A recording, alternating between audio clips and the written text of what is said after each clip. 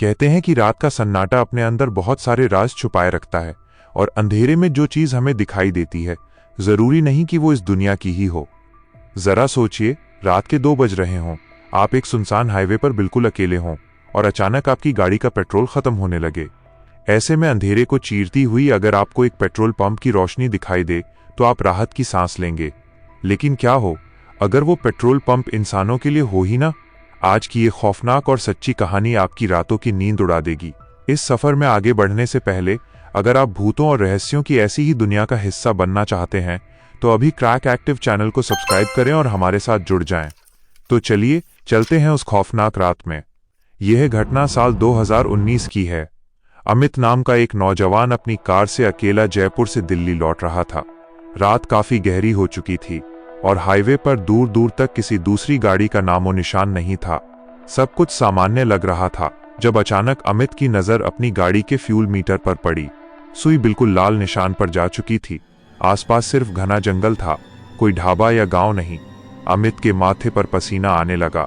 अगर गाड़ी इस सुनसान जंगल में बंद हो गई तो मदद के लिए कोई नहीं आएगा। वो मन ही मन भगवान से प्रार्थना करते हुए धीरे धीरे गाड़ी आगे बढ़ाता रहा। लगभग 10 किलोमीटर के लंबे और डरावने सफर के बाद उसे दूर एक पीली रोशनी नजर आई। वो एक पेट्रोल पंप था। उसे देखकर अमित की जान में जान आई। उसने अपनी गाड़ी उस पुरानी सी दिखने वाली पेट्रोल मशीन के पास रोकी, लेकिन वहां कुछ बहुत अजीब था। उस जगह पर शमशान जैसी भयानक शांति थी। यहाँ तक कि रात में गूंजने वाली हवा और झींगुरों की आवाजें भी वहां आते ही अचानक बंद हो गई थीं। तभी एक अटेंडेंट, जिसने काफी पुरानी और गंदी सी यूनिफॉर्म पहनी हुई थी, धीरे धीरे चलकर गाड़ी के पास आया। उसका चेहरा उसकी टोपी की परछाई में छिपा हुआ था। अमित ने गाड़ी का शीशा नीचे किया और कहा, भाई फुल कर दो। शीशा नीचे करते ही एक ठंडी बर्फीली हवा का झोंका कार के अंदर आया। अटेंडेंट ने बिना एक भी शब्द बोले मशीन का नोजल उठाया और गाड़ी में लगा दिया। अमित को अचानक महसूस हुआ कि उस पंप से पेट्रोल की महक नहीं बल्कि सड़े हुए मांस की भयानक बदबू आ रही थी। मशीन में पेट्रोल भरने की कोई आवाज भी नहीं आ रही थी। कुछ देर बाद जब अटेंडेंट ने नोजल वापस रखा तो अमित ने पैसे देने के लिए अपनी जेब से 500 का नोट बाहर निकाला। जैसे ही उस आदमी ने नोट पकड़ने के लिए अपना हाथ आगे बढ़ाया, अमित की रूह कांप गई। उस आदमी का हाथ बर्फ से भी ज्यादा ठंडा था और उसकी उंगलियां आधी जली हुई थीं। घबराहट के मारे अमित ने अचानक ऊपर उस आदमी के चेहरे की तरफ देखा। उसका आधा चेहरा बुरी तरह से जला हुआ था, गोश्त पिघलकर लटक रहा था और उसकी आंखों की जगह सिर्फ 2 गहरे काले गड्ढे थे। वो बिना पलक झपकाए भयानक तरीके से अमित की तरफ देखकर मुस्कुरा रहा था। अमित की चीख निकल गई।